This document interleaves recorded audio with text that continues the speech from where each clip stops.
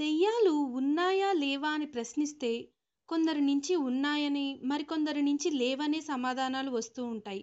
ఎవరి నమ్మకాలను బట్టి వాళ్ళు ఈ ప్రశ్నకు సమాధానం చెప్తూ ఉంటారు.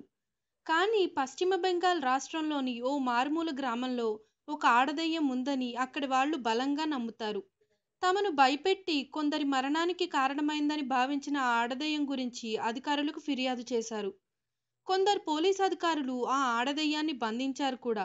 కాళ్ళు కొద్దిగా వెనక్కి ఉన్న ఆ ఆడదెయ్యానికి చికిత్స అందించేందుకు ఆసుపత్రికి తరలించిన అధికారులకు మైండ్ బ్లాంక్ అయింది.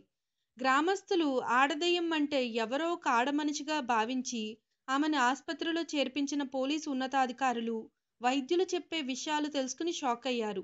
ఈమె చూడటానికి మనిషిలా ఉన్నా ఈమెలో మనిషి లక్షణాలు లేవని వాళ్ళు పోలీసు అధికారులకు వివరించారు. ఈమె చూడడానికి మనిషిలా ఉన్నా ఈమెలో మనిషి లక్షణాలు లేవని పోలీసు అధికారులకు వివరించారు డాక్టర్లు.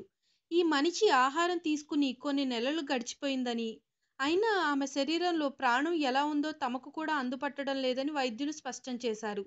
ఈ ఆడమనిషి నుంచి ఏ రకమైన మాటలు రావటం లేదని, కానీ కళ్ళు మాత్రం మాడిస్తోందని, నాడీ వ్యవస్థ పనిచేయకపోయినా ఈమె జీవించటం చూస్తుంటే ఈమె నిజంగానే మానవాతీతురాలేమో అన్న అనుమానం తమకు కూడా కలుగుతుందని డాక్టర్లు, జిల్లా ఉన్నతాధికారులకు క్లారిటీ ఇచ్చారు.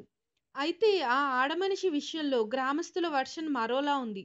కొన్నేళ్ల క్రితం తమ గ్రామంలో మంత్రాలతో కల్లోలం సృష్టించిన ఆడమనిషిని కొందరు చంపారని, ఆ ఆడమనిషి ఈ ఆడదెయ్యమని వారంతా ఆరోపిస్తున్నారు. ఆమెను ఎక్కువ కాలం అలా బయట ఉంచటం మంచిది కాదని, కాబట్టి త్వరగా ఆమెను పూడ్చిపెట్టాలని గ్రామస్తులు డిమాండ్ చేస్తుండటంతో పోలీసులకు ఏం చేయాలో అర్థం కావటం లేదట. అయితే ఈ విషయం బయటపడకుండా పోలీసులతో పాటు వైద్యులు కూడా జాగ్రత్తలు తీసుకుంటున్నారని బెంగాల్లోని స్థానిక మీడియాలో వార్తలు వచ్చాయి. If you like the video, please like us and subscribe Tollywood Nagar.